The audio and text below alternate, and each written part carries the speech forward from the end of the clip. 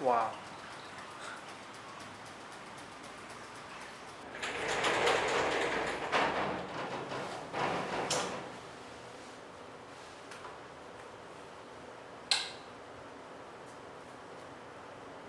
Oh my god. This place is so nice. Welcome to Kuta in Bali, Indonesia. And this amazing villa is home for the next 4-5 days. I guess it's a little bit big for just one person.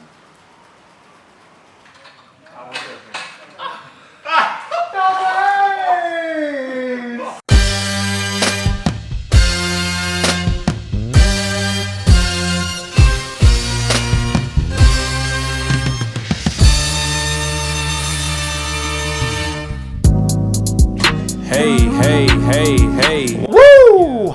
Back in business. Yes! We are finally back.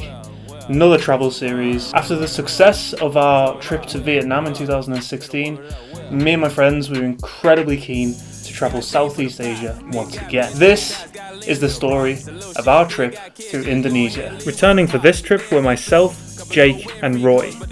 The new boys were Luke, John and Dan. Our first stop was in Kuta, Bali, where we had rented a ridiculously nice villa for the next few days. But you guys the best. Shit cool nigga, but we on your peons and what made no sense. We jump out the gym, above the rim, slam on the hole with the DJ Kim, MJ with the win. Got game through the hallway with the pen. You ballin' touche, that's okay man, we ain't worried. Now, one of the main highlights in Vietnam had been renting out bikes.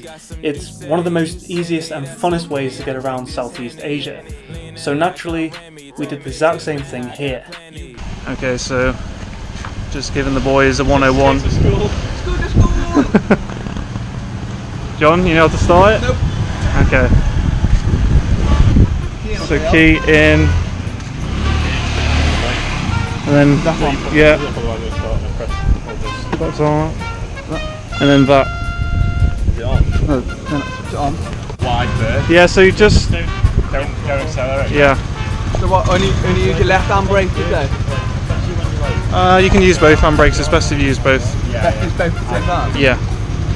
Yeah. Hurry, got some douce, that's okay, I drink this Henny. Despite this being the first time driving bikes for half the boys, they really had nothing to worry about. We quickly realised that the traffic here was horrendous. This is hectic.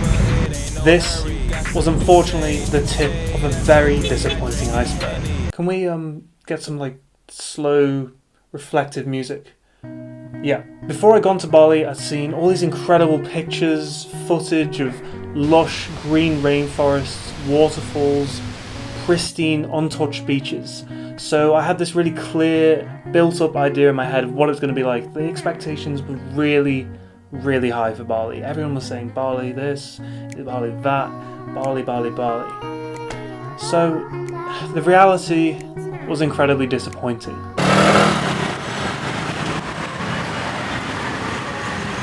I hated the fact that our trip was starting off like this, but the reality is that we made a mistake deciding to stay in Kuta. The crowds, the tourists, the traffic, everything, it was just dirty, tacky. It was like any other tourist resort you could find around the world. I hated it, and I was gutted. We're now entering the super club. Here we go. Okay, so we did embrace it. We went on a night out, which was eye-opening to say the least. Oh wow, so much aircon. And yeah, there were highlights. The water park was awesome. That was a perfect way to chill out. Pretty chill. Probably the best way to get rid of a hangover. What's the water park verdict then? It was good. Yeah, big slides. Some big splash. Big slides for some big boys. And by far, our best day in Bali was when we drove out of Kuta, away from the city, into the more sort of rural area of Ubud. And it was here that we tried our hand at whitewater rafting. This was sick. All right.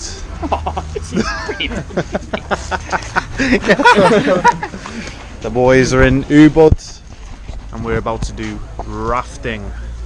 We're about to do bear grafting.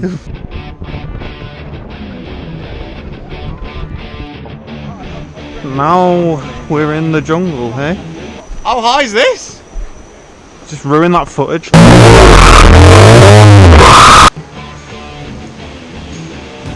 Let's go, boys. No, this, okay. I see, okay. Heavy here. After crash course from our instructor, we were off. Here we go, boys. Hey!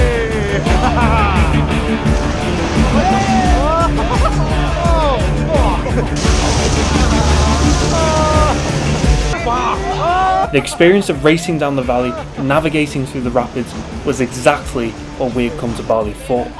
I think the part we enjoyed the most was soaking people in other boats.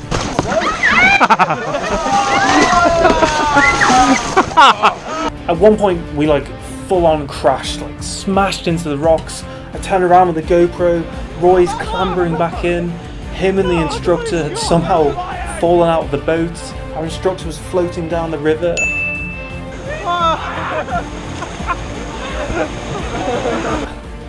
It was good fun. On the way back, we also checked out the monkey temple. Oh my god. Better not shit on me.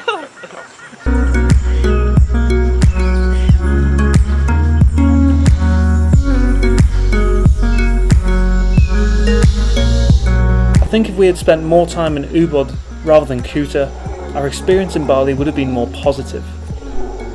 But even here, it still took so long to get anywhere. The traffic was still horrendous. We ended up cancelling half of our itinerary just because we didn't have enough time. Most of the time we were just sat on our bikes in traffic. Wasn't that fun? On top of this, when you're riding a bike in Bali, you have to be incredibly aware of police. Even when you're completely legit, completely legal on the road, they will target tourists and try and intimidate you into paying a fine, which is basically you have to pay them a bribe. Jake and Dan were just the latest victims of this ploy. Then he was like, right, seeing as you don't have the money, I'm going to take the keys to your bike and you can get a taxi. I was like, how are we going to get home? He was like, get a taxi. I was like, right, okay. And then he was like, right, how much money do you have? And I was like, nothing. And he was like, oh, just like, we're in this dark alley as well doing this, and there's like three of them, and they're all talking amongst between them, like deciding what to do. And then he went, right, because you haven't got a license, 600,000. You're like, I haven't got 600,000. He was like, so when you go to the PC, I was like, okay, we'll pay tomorrow. Add the 600,000 onto the 1 million. We'll pay that tomorrow when we go to the station. Yeah. So okay. And then in the end, they gave us. Danny handed them like 50k, and then in the end, they gave him it back. Gave us our keys back and his license, and we're like, okay, don't do that again.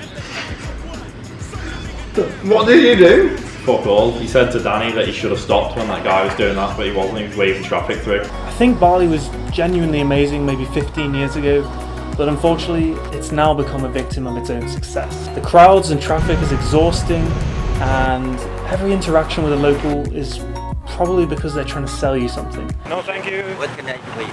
No, thank you.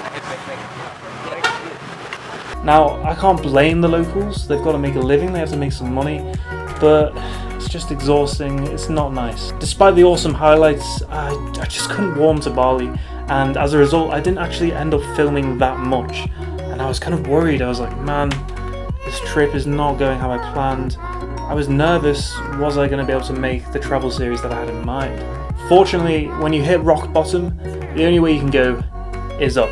After a few days in Bali, we decided to get out of there early and head to our next destination. We are finally leaving Bali and Kuta, going to Gili T. This was where our trip properly began. The tropical island paradise of Gili T.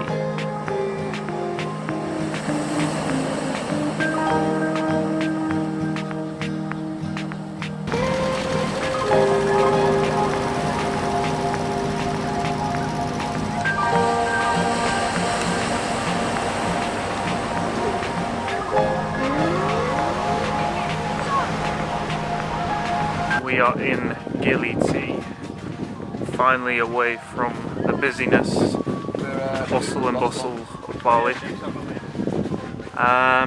This is a different vibe altogether, way nicer. No cars, no traffic, just a tiny little island. Instantly, we knew that Gili Trawangan was what we had been searching for. This is what we had in mind when we planned our trip to Indonesia. The vibe was completely different to Bali. There was no traffic, no large crowds. People got around on push bikes and small horses and carts. In fact, the island was so small you could walk around it in an hour. And speaking of in an hour, after dropping our bags at the hostel, we were immediately snorkeling with turtles. Oh, joys are as the sun has come again to hold you, sailing out the doldrums of the wind. The polyphonic prayer is here, we song around you. It's all around you out here. And if the whole world is crashing down, fall through space out of. Now, please let this video be a lesson to all of you watching. When I made this video and when I was swimming with a turtle, I had no idea that it's not a good idea to touch the turtles. Tempting as it is to do it, just don't. Don't touch the turtles. You're going to have to wash your hands after, and it doesn't benefit the turtle in any way. As you can see in this video, there's loads of us crowding around, and if you're swimming underwater, if you're a turtle, you're going to come up for breath. Imagine you have to come up for breath and you see all these ugly boys looking down at you with a big snorkel mask. It's not the best. It's not relaxing and it's not stress-free for the turtle. So I kind of learned afterwards that the best way to swim with a turtle is just observe it from a distance, maybe 50 yards. If the turtle wants to come closer to you, then awesome. But yeah, just don't touch the turtle. If there's one thing you're going to learn and take away from this video, I mean, you're not going to learn much from Dabeysians 2.0, but if there's one thing, it's this. Don't touch the turtles. Okay, back to the video. Having said all of that, swimming with turtles was an amazing experience and one of the best things that we did on this trip. How cool is that?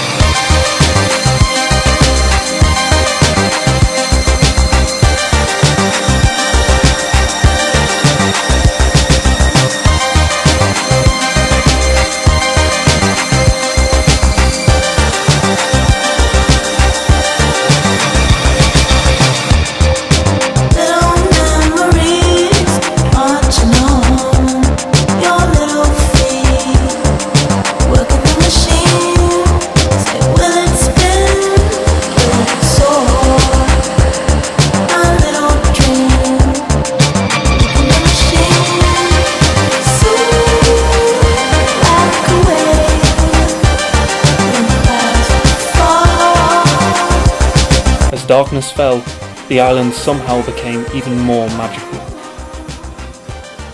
The smells and tastes of the night market were incredible, with a wide range of local food available. And the party atmosphere was in full swing. All along the main strip were fun bars, including one we found called Sama Sama with an awesome reggae vibe. We had finally found paradise.